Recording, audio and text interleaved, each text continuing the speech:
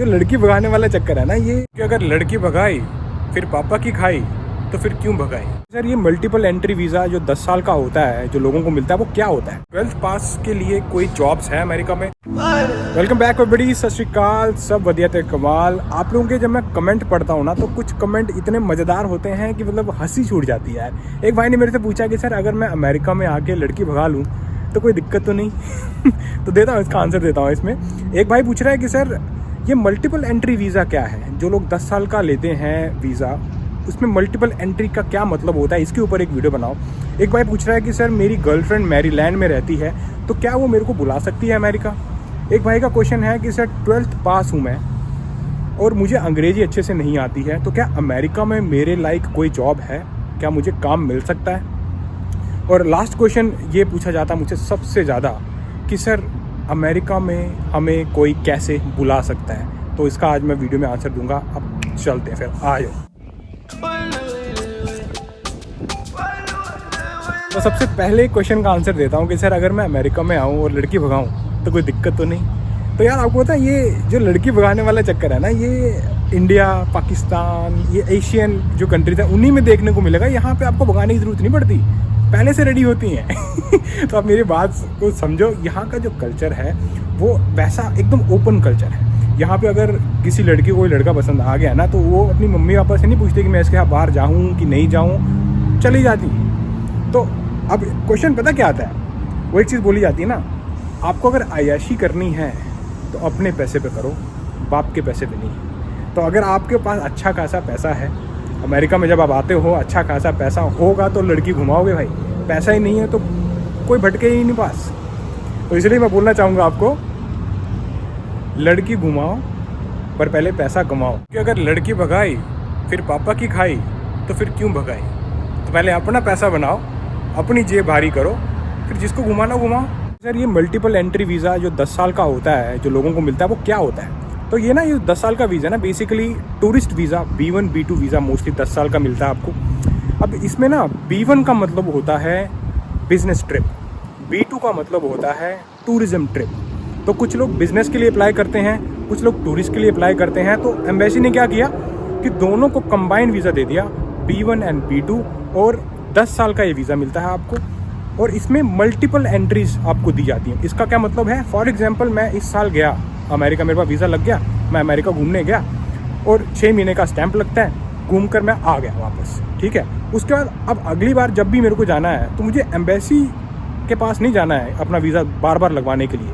आप सीधा टिकट कराओ और फिर अमेरिका घूमने आ जाओ। तो यह है कि आपको मल्टीपल एंट्रीज मिल जाती हैं उस वीज़ा पर, जितने साल का भी वो वीज़ा वैलिड है। अगर 10 साल का है तो 10 साल तक आप मल्टीपल टाइम्स एंट्री कर सकते हो, और अगर 5 साल का है तो 5 साल के अंदर अंदर जितनी भी मल्टीपल एंट्रीज आप करना चाहते हो वो कर सकते हो। तो ये डिपेंड करता है कि आपको कितने साल का वो वीज़ा मिलता है। मोस्टली जो टूरिस्ट वीज़ा होता है, ये B1 एंड B2 जो कंबाइंड वीज़ा देते हैं, ये आपको 10 साल का मिलता है। तो 10 साल में आप जितनी मर्जी बाहर आना चाहो अमेरिका आ सकते हो।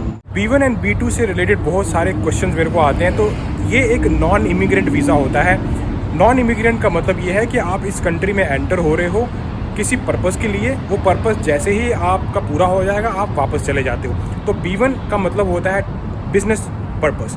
तो कुछ लोग बिज़नेस के लिए यहाँ पे आते हैं, काफ़ी ज़्यादा बिजनेसमैन, भाई बिज़नेस वालों की तो कंट्री है, तो काफ़ी लोग बिज़नेस ट्रिप्स पे यहाँ पर आते हैं, उनको ये वीज़ा मिलता है। और कुछ लोग टूरिज़्म पर्पज़ के लिए आते हैं। तो B2 का मतलब होता है टूरिस्ट, तो टूरिज़्म। तो अगर आपको घूमने आना है तो आप इसी वीज़ा पे, सेम वीज़ा पे आते हो, और मल्टीपल एंट्री जो है आपको इस वीज़ा पे मिल जाती है। वो डिपेंड करता है कि आपने कितने साल का वीज़ा आपका जो है वो वैलिड है। अगले क्वेश्चन पे चलते हैं कि सर मैं 12th पास हूँ, मुझे इंग्लिश नहीं आती है, तो क्या 12th पास के लिए कोई जॉब्स है अमेरिका में।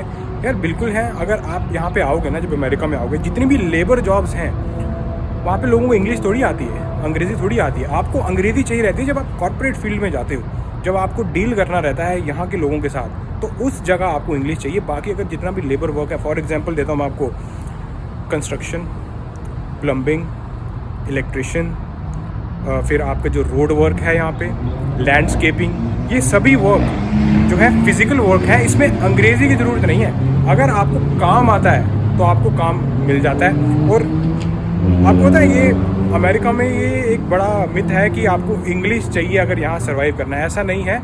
आपको काम आना चाहिए अगर यहाँ पे सर्वाइव करना है। आपको कोई ऐसा स्किल आना चाहिए ताकि जो आपका ओनर हो या कोई आपका एम्प्लॉयर हो वो आपको देखकर बोलेगा यार इस बंदे को काम आता है, इंग्लिश आती है नहीं आती कोई दिक्कत नहीं, मैं इसको काम दूंगा। तो जितने भी लेबर वर्क है ना उसमें आपको कोई दिक्कत नहीं आती। आपको तो जितने ट्रक ड्राइवर हैं यहाँ पे किसी को भी अंग्रेजी नहीं आती है अच्छे से, पर थोड़ी बहुत समझना अच्छी बात है। अगर आपको थोड़ी बहुत आती है तो आपके लिए ईजी हो जाएगा इस कंट्री में रहने के लिए, इस कंट्री में घूमना है, कोई चीज़ें करनी है तो वो बहुत ईजी हो जाता है। तो इसलिए मैं हमेशा बोलता हूँ कि इंग्लिश आती है बहुत बढ़िया यार, प्लस पॉइंट है।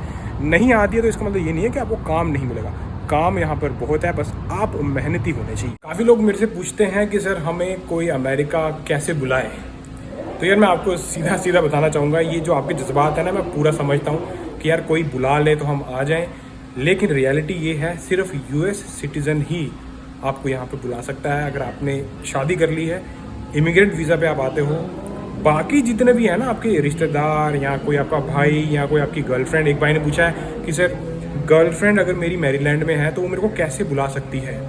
तो भाई ऐसा कोई वीज़ा नहीं है कि आपकी गर्लफ्रेंड है तो आप डायरेक्टली यहाँ पे आ जाओगे। जो तरीके हैं वो या तो आप स्टूडेंट वीज़ा पे आ जाओ या फिर आप B1 B2 टूरिस्ट वीज़ा पे आ सकते हो। सिर्फ आपकी खुद की एबिलिटी ही आपको यहाँ पे बुला सकती है और कोई नहीं, क्योंकि आपको उस इंटरव्यू जो खिड़की होती है ना, वीज़ा इंटरव्यू की खिड़की के सामने जाना होता है, प्रूव करना होता है, अपनी जो एबिलिटी है वो दिखानी होती है, पर्सनैलिटी दिखानी होती है, फिर मिलती है। कि अगर आपको कोई लेटर भी दे देगा ना, कोई आपके जान पहचान या फिर आपको कोई सगा भाई भी हो यहाँ पे रहता हो कि भाई बर्थडे पार्टी पे आना है, शादी पे आना है, फिर भी आपको पता है चांसेस होते हैं रिजेक्शन के।